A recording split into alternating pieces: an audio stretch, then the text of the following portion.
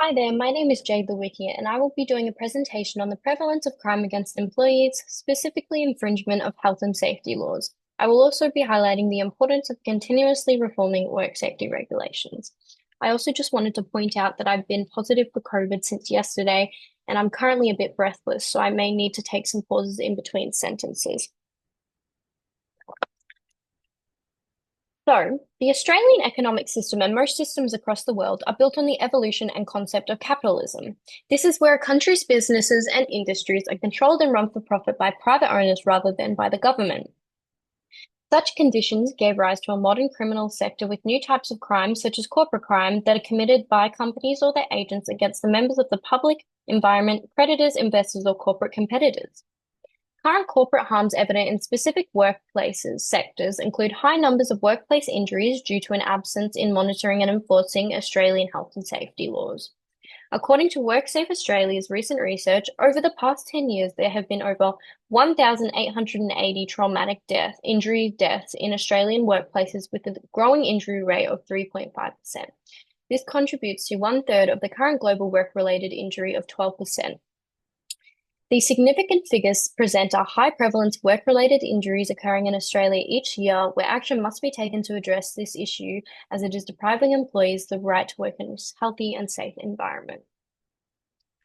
The barriers to enforce domestic corporate crime include that although government committees and unions are useful resources in investigating corporate crime, the recommendations that they suggest to resolve workplace issues and improve legislation are not enforceable and instead act as a guideline for future policies. Other barriers include that the current punishments for corporate crime are failing to deter companies from committing crimes. The common punishment that companies receive for breaking health and safety laws are in the forms of fines under the Competition and Consumer Act. The maximum penalty that can be imposed for committing a corporate crime under the Model WHS Act is $771,000, where large companies, for example, such as Australia Post, who have reached revenues of $9.13 billion as of the end of 2024, are unlikely to be deterred by fines as they can simply pay them without jeopardizing the business's future. Additional barriers to enforcing corporate crime include identifying the offending individuals within a company to prosecute, where identification theory suggests that there are a select few individuals that constitute a corporation's directing mind and will, and many others who constitute no more than the limbs of the body.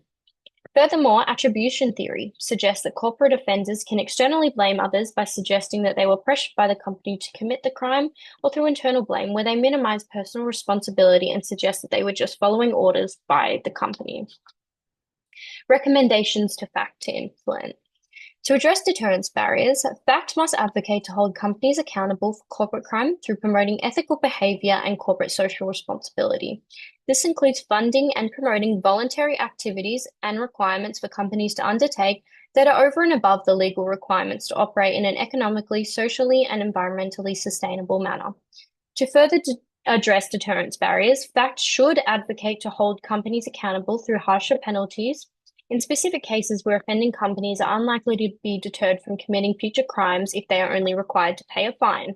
This includes imposing imprisonment, which will fulfill the purpose of protecting health and safety laws by punishing and deterring those out of fear of being deprived of their freedom.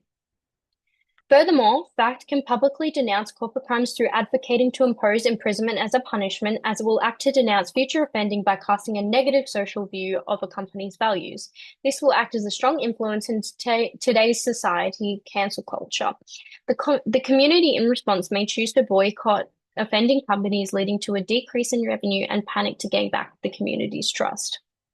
Another recommendation includes that FACT can help fund and strengthen their relationship with and encourage the involvement of unions to resolve workplace disputes, as unions do not have the proactive power to enforce laws and can only act on being a voice to advocate for employees. This will reduce the amount of voiceless victims that feel pressured to go up against the full force of corporations. So, without a formal international enforcement mechanism in relation to workplace conditions, government institutions such as the United Nations lack the power to hold companies and international governments criminally accountable for infringing workplace rights.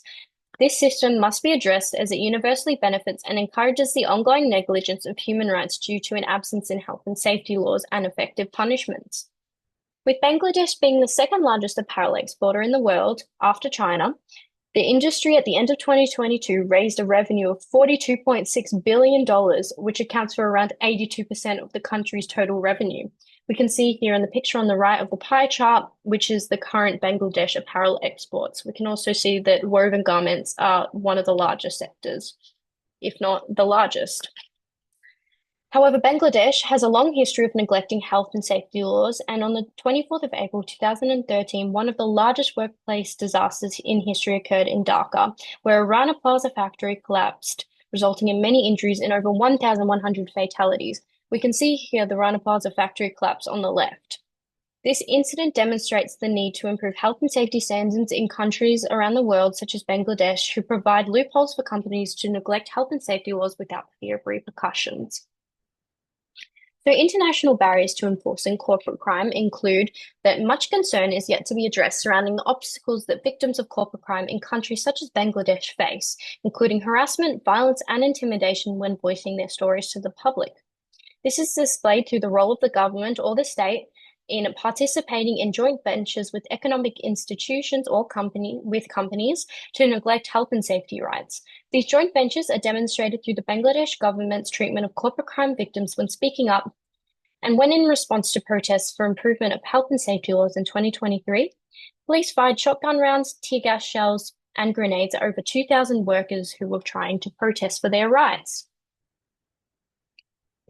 Furthermore, through the Bangladesh government's inaction to provide safe conditions for union workers, where in June 2023, Shahidul Islam, president of the Bangladesh Garment and Industrial Workers Federation in Gazipur, was beaten to death and killed whilst trying to promote secure wages for underpaid factory workers. These conditions promote a deadly environment for workers to stand up for their rights and increases the amount of voiceless victims. This is why another international barrier includes the involvement of unions, where an increased involvement will help stand up for the rights of these voiceless victims. So recommendations for FACT to implement for international barriers.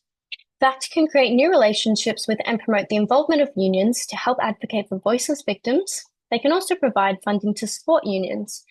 Here is a graph here on the right, which displays the difficulty for current unions to apply and be approved by the government to create a union. FACT can also promote the involvement of committee inquiries to continuously improve existing laws, which involves funding and improving inquiries that reflect the public's interests and concerns. FACT can also help provide safer conditions for corporate victims and unions to speak up through denouncing corporate crime and exposing the harms that the community face. This will help create a positive view on victims speaking up for justice and cast unions as a helpful resource to utilize. FACT can also help advocate to impose harsher penalties for corporate crimes, such as imprisonment, to increase deterrence in companies that don't fear repercussions or fines. FACT can also advocate for government bodies to implement a nationally consistent framework of health and safety laws for all levels of state and government to follow, to ensure that everyone is following under the same laws. Thus, ongoing reform to promote continuous improvement of current workplace protections should be a top priority to uphold the health and safety laws around the world, and also act as a check on the powers the states and corporations have in regulating and enforcing workplace conditions. This will help address the main barriers to enforcing corporate crime, such as deterrence and enforcement punishments, and will address the violent repercussions and deadly conditions, providing many barriers for workers and trade unions in companies where the government fails to monitor crime. Thank you.